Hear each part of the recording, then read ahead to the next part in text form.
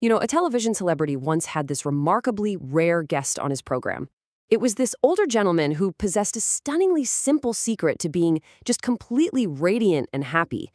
Every single time this man spoke, his responses bubbled up with such genuine, unrehearsed joy that the audience literally roared with laughter. They just instantly fell in love with him.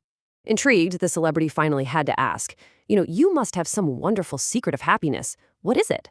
So what do you think his answer was? He looked right at the host and said, "Well, I haven't any great secret. It's as plain as the nose on your face. When I get up in the morning, I simply have two choices. I can either be happy or I can be unhappy. And what do you think I do? I just choose to be happy, right?" It sounds almost too simple, doesn't it? But as we're about to see in this explainer, happiness, confidence, and peace of mind are deliberate choices. We have to actively make them every single day.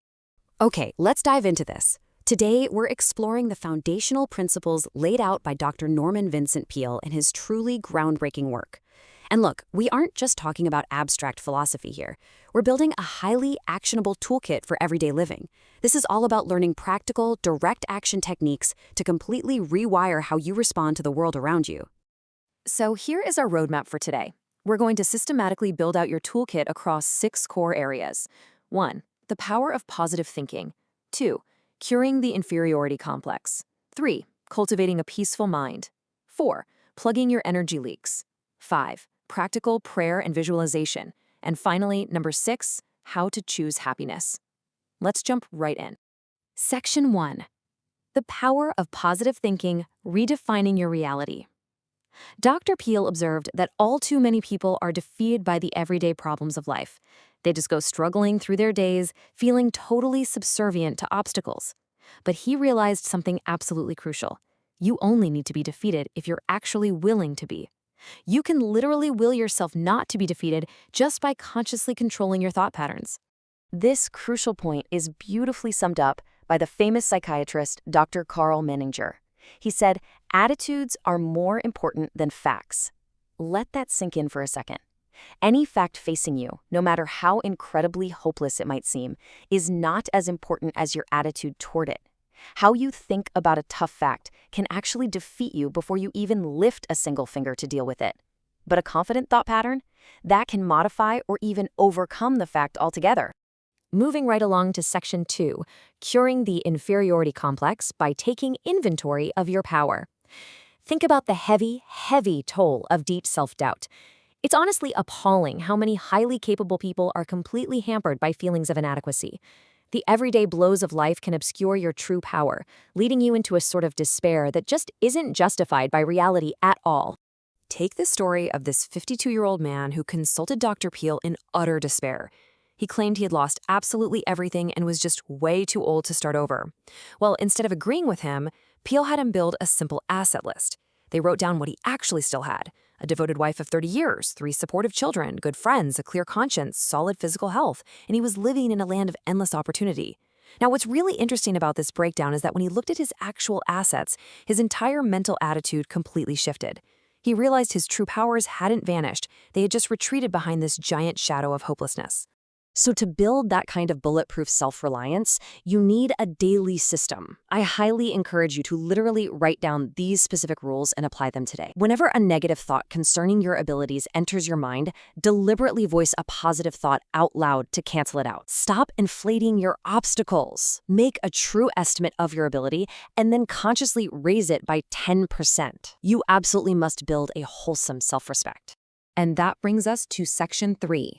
A peaceful mind generates power, silencing the inner noise. Look, you cannot operate at peak confidence if your mind is chaotic. It's just not going to happen. You need to practice intentionally emptying your mind of fears, hates, and insecurities at least twice a day. Think of it as a daily mental catharsis. Consider 2 men sitting at a hotel breakfast, discussing how they slept. One guy complained of a restless, exhausting night, and he realized it was because he listened to the late-night news and went to bed with what he called an earful of trouble. The other man? He slept wonderfully. Why? Because he digested his news early in the day, and right before bed, he and his wife read calming, spiritual texts. He went to sleep with a mind full of peace. So, which of these 2 states are you choosing before your head hits the pillow? A fantastic technique to achieve this peaceful state is suggestive articulation. Words have this profound suggestive power over us. If you utter panicky words, you'll literally feel a nervous sinking in your stomach. But try this instead. Slow down and audibly repeat melodic, soothing words to yourself. Say words like tranquility and serenity. Actually picturize serenity as you say it. Let the tone of your voice soften. This simple practice acts as literal healing medicine for a stressed-out nervous system. All right, let's shift our energy up a gear for Section 4, plugging your energy leaks and restoring vitality. So many of us feel constantly tired, but here's a massive revelation. It's not hard work that drains our energy. It's actually emotional upheaval, fear, and guilt that siphon off our power. A well-integrated person who avoids these emotional energy leaks can work efficiently from morning until night without breaking down. There was an industrialist in Ohio who noticed something fascinating in his factory. The best workmen, the ones who were the least tired at the end of the day, were those who synchronized their physical tempo with the rhythm of their machines. They didn't fight the work, they got into harmony with it. Our energies are destroyed by the abnormal, hectic pace at which we live. You have to find your natural tempo and stop tearing yourself apart with all this artificial stress. And speaking of energy leaks, look at this incredible rule from legendary football coach Knute Rockne. He wouldn't keep a player on his team who harbored hate toward another man. Why? Because hate and internal conflict act as massive, draining power blockades. You simply cannot operate at full vitality if your mind is bogged down by resentment. It's a huge energy drain. Which leads us perfectly into Section 5, practical prayer and visualization as the creative force. And this brilliantly illustrates how thought and faith aren't just passive comforts. They're active, scientific mechanisms that you can literally use to shape your reality and restore your energy. Here is a powerhouse 3-step formula for you. Prayerize, picturize, actualize. Take the story of a woman whose marriage was falling apart. Her husband actually asked for a divorce. But instead of panicking, she asked for a 90-day pause. During that time, she picturized. Even when he was out of the house, she held a firm mental image of him sitting comfortably in his old chair, reading, just like the old days. She visualized them hiking and golfing together. She maintained this picture with steady, unwavering faith. Slowly, almost unbelievably, he started staying home, sitting right in that chair.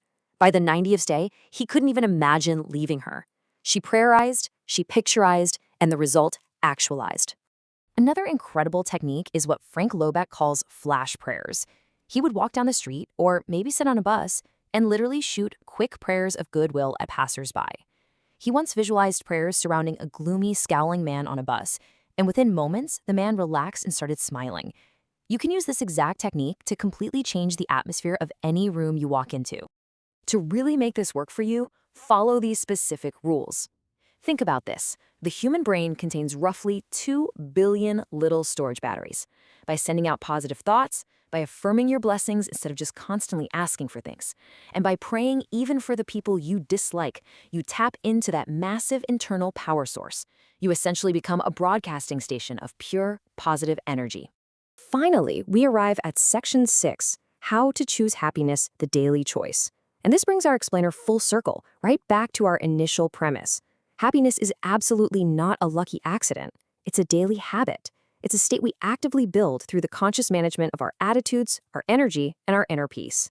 Ralph Waldo Emerson perfectly captured this idea when he said, "They conquer who believe they can." You have the ability to overcome the exhausting habit of fuming and fretting. By purposefully choosing a confident thought pattern, you are taking control of your destiny. You are consciously choosing to be the architect of your own joy. So, I leave you with this final vital challenge. Ask yourself, what thoughts will you deliberately choose to let into your mind today? How will you actively will yourself not to be defeated by the facts in front of you? You've got the foundational toolkit now. Of course, to truly master these techniques, Dr. Peale's original work holds even more secrets. But for today, right here, right now, the only question is, will you make the choice to use this power?